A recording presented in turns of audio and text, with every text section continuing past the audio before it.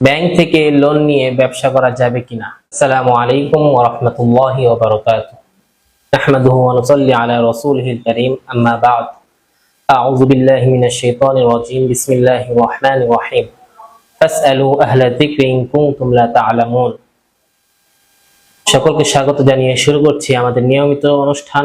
আমাদের এই অনুষ্ঠানের মূল বিষয় হচ্ছে আমাদের জীবনে ঘটে যাওয়া হাজারো নানান বিষয় নিয়ে কোরআন ও হাদিসের আলোকে ইসলামী সমাধান কি হতে পারে, সেগুলোর ইসলামী সমাধান কি, সেগুলো নিয়ে আলোচনা করা। আমাদের আজকে আলোচনার বিষয় হলো ব্যাংক থেকে লোন নিয়ে ব্যবসা করা যাবে কিনা। আল্লাহ তাআলা তৌফিক হলে এই বিষয়ে কিঞ্চিত আলোকপাত করার চেষ্টা করব ইনশাআল্লাহ। দর্শক, বর্তমানে ইসলামী ব্যাংক সহ দেশে যতগুলো ব্যাংক রয়েছে সবগুলোই শতভাগ সুদমুক্ত নয়, যার কারণে কেউ ব্যাংক থেকে লোন নিয়ে ব্যবসা করলে সেই লোনের টাকাটা সুদের অন্তর্ভুক্ত হবে। আর ইসলামী শরীয়তের দৃষ্টিতে সুদ নেওয়া এবং দেওয়া উভয়টি হারাম এবং কবিরা গুনাহ।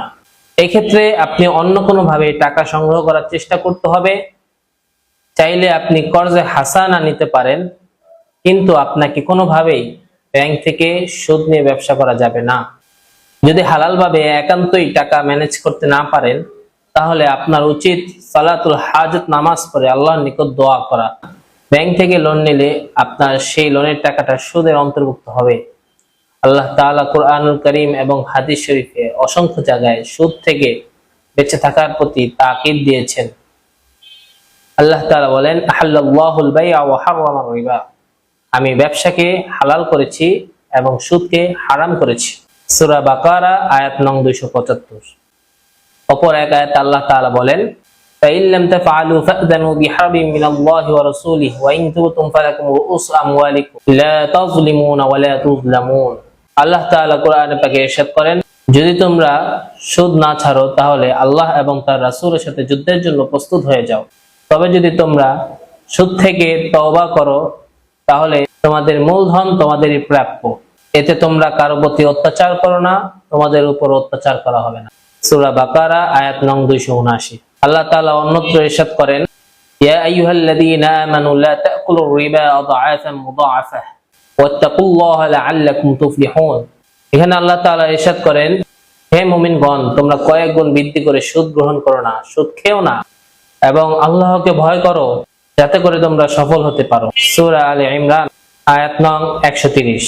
আর হাদিস শরীফে সুদের ভয়াবহতা নিয়ে ইরশাদ হয়েছে যে, عن أبي هريرة رضي الله تعالى عنه قال قال رسول الله صلى الله عليه وسلم الربا 70 حوبا أيسرها أن ينكح الرجل أمه نعوذ بالله। হযরত আবু হুরায়রা রাদিয়াল্লাহু তাআলা আনহু থেকে বর্ণিত, রাসূল সাল্লাল্লাহু আলাইহি ওয়াসাল্লাম ইরশাদ করেছেন, সুদের গুনাহের 70টি স্তর রয়েছে, তার মধ্যে সবচেয়ে ক্ষুদ্র স্তর হলো আপন মায়ের সাথে ব্যভিচার করা।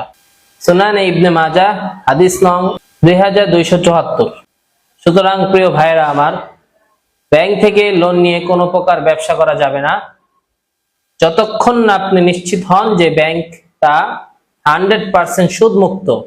আর যদি তা শতভাগ সুদমুক্ত না হয় তাহলে সেটা আপনার সুদের অন্তর্ভুক্ত হয়ে যাবে, আপনার ব্যবসা হালাল হবে না, হারাম হয়ে যাবে, যার ভয়াবহতা ইতিপূর্বে আমরা উল্লেখ করেছি। আল্লাহ তাআলা আমাদেরকে হালালভাবে হালাল উপার্জনের মাধ্যমে ব্যবসা করার তৌফিক দান করুন। আমিন। আসসালামু আলাইকুম ওয়া রাহমাতুল্লাহি ওয়া বারাকাতুহু।